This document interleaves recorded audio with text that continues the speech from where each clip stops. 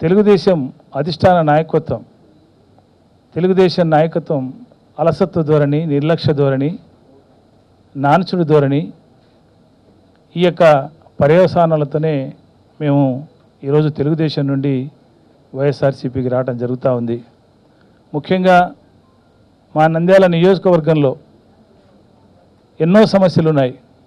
పెన్షన్ల విషయంలో కానీ, రేషన్ కార్డుల విషయంలో కానీ, ఇండ్ల విషయంలో కానీ, మరి అదేవిధంగా పట్టాల విషయంలో కానీ మరి ఎన్నోసార్లు అటు భూమా నాగిరెడ్డి గారు వైఎస్ఆర్సీపీ నుండి ఎమ్మెల్యేగా ఎన్నికై తిరిగి తెలుగుదేశంలో చేరిన తర్వాత నంద్యాలలో సమస్యలు చాలా ఎక్కువ కావటం జరిగింది.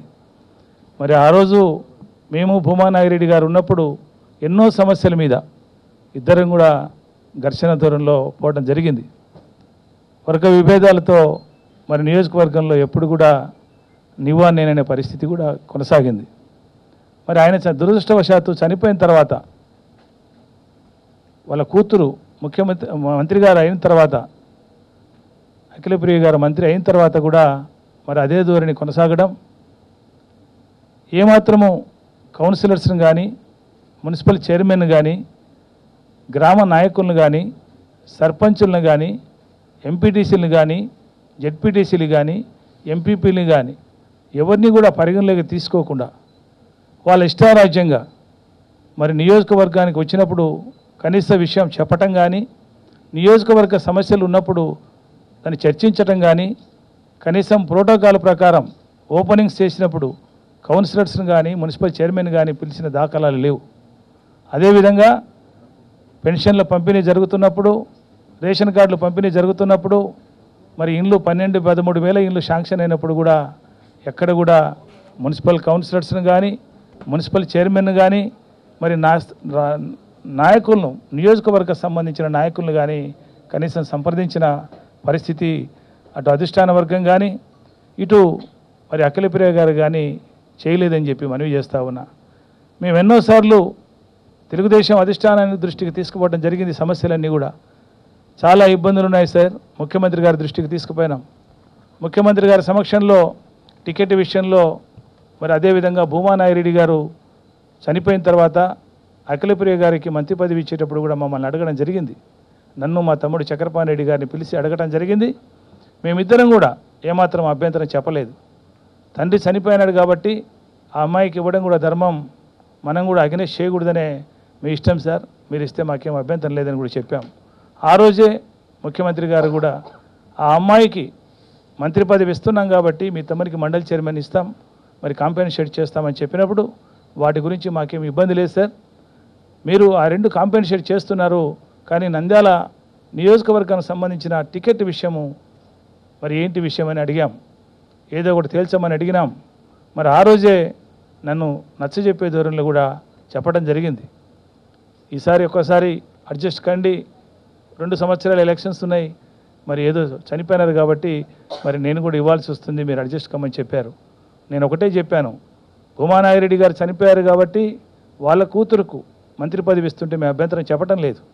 తిరిగి నియోజకవర్గంలో కూడా మరి వాళ్ళకే ఇస్తా అన్నప్పుడు తెలుగుదేశం నుండి అతి తక్కువ మెజార్టీలో ఓడిపోయి, అది కూడా శోభా నాగిరెడ్డి గారి మరణం వలన అతి తక్కువ మెజార్టీతో ఓడిపోవడం జరిగింది. అలాంటి పరిస్థితుల్లో మా టికెట్ మాకు రావాలి తప్ప మరి ఆ టికెట్ వాళ్ళకి ఎటువంటి పరిస్థితిని ఇవ్వడానికి లేదని చెప్పి మేము చెప్పడం జరిగింది. అయితే ఆ విషయం మీదనే చాలాసార్లు కూడా మరి వాళ్ళకా మాకా అనే విషయాన్ని ముఖ్యమంత్రి గారి దృష్టిలో, ముఖ్యమంత్రి గారి సమక్షంలో, అదేవిధంగా చాలామంది రాష్ట్ర స్థాయి నాయకుల సమక్షంలో చర్చలు చాలా దఫాలుగా జరిగాయి. ఆ చర్చల సందర్భంగా కూడా మరి ఎన్నోసార్లు సార్ ఇది పరిష్కరించండి, ఇబ్బంది అవుతుంది, నంద్యాల నియోజకవర్గాన్ని మరి ముఖ్యమంత్రి గారు ఆ రోజు మాకు ప్రతిపాదించింది ఏమంటే, ఇది ఒక్కసారి మీరు వదిలేస్తే నెక్స్ట్ 2019 ఎలక్షన్లో ఎమ్మెల్యే మీకే ఇస్తాం, ఎంపీ మీకే ఇస్తాం, 2 కూడా మీరు కావాలంటే మరి తండ్రి కొడుకులు కూడా పోటీ చేయండి అని అడగటం జరిగింది. నేను ఎంపీ కావాలా, ఎమ్మెల్యే కావాలని అడగటం లేదు సార్, నియోజకవర్గంలో మాకున్న ఇబ్బందులు, మాకున్న పరిస్థితులు, మా కేడర్ను మేము కాపాడుకోవాలి, కేడరు నాయకులను కాపాడుకోవాలి, మరి ఈ 2 కాపాడుకోలేకపోతే ఇబ్బంది అవుతుంది కాబట్టి తప్పకుండా ఎలక్షన్స్లో టికెట్ మాకే కావాలని అడిగినాం. ఆ విధంగా చాలా సఫాగా చర్చలు జరిగిన తర్వాత కూడా ఏమాత్రము మరి అది నిర్లక్ష్య ధోరణి అనాలా, అలసత్వం అనాలా, ఎక్కడికి పోతారులే అని మరి ఒక ధోరణిగా అనాలో నాకు అర్థం కావటం లేదు. కానీ మరి ఎన్నిసార్లైనా అటు మంత్రుల దృష్టికి తీసుకుపోయినాం, ఇటు ఇన్ఛార్జీల దృష్టికి తీసుకుపోయినాం, ముఖ్యమంత్రి గారి దృష్టికి తీసుకుపోయినాం, లోకేష్ గారి దృష్టికి కూడా తీసుకుపోయినాం. మరి ఎన్నిసార్లు మాట్లాడినా ఏదో సర్వే చేస్తున్నాం, సర్వేలో వస్తే మేము తప్పకుండా సాయం చేస్తాం, ఇవ్వటం 100% ఇస్తామన్నారు. తీరా టికెట్ విషయంలో 100కి రూపాయలు ఇస్తామని చెప్పి వచ్చిన పరిస్థితుల్లో మాకు టికెట్ ఇచ్చినా వద్దని చెప్పి అభిమానిస్తున్నాం, గౌరవిస్తున్నామంటే అది వేరు, కానీ గౌరవం లేని చోట ఉండలేమని చెప్పడం కూడా జరిగింది.